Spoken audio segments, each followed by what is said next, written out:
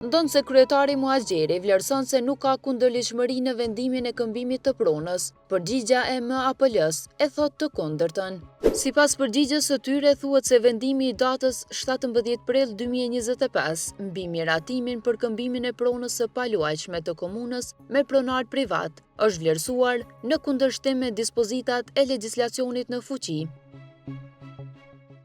Kërkesa për rishqyrtim dërguar komunës së Pejës i përmban arsyet për të cilat akti është vlerësuar se është në kundërshtim me legjislacionin në fuqi. Komuna e Pejës nuk ka ndërmarrë veprimet e nevojshme sipas kërkesës së MAPL-s për harmonizimin e aktit brenda afatit prej 30 ditësh. Prandaj MAPL aktin në fjalë e ka dërguar në Ministrinë e Drejtësisë, e cila është kompetente të dërgojë lëndën në gjykatën kompetente siç përcaktohet me nendin 9.4 e ligjit numër 08/L viz 284, shqyrtimin administrativ të akteve të komunave.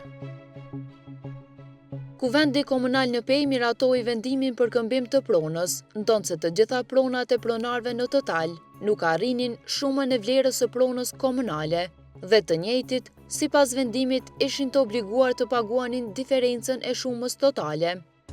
MAPL, në arsyetimin e dërguar komunës për kundërligjshmëri të vendimit, thot se ligji për veçeverisje lokale përcakton se komunat kanë të drejtë të shesin dhe japin me qira pasurinë e luajshme dhe të paluajshme sipas ligjit, me përjashtim të shitjes së tokës, e cila rregullohet me ligj të posaçëm.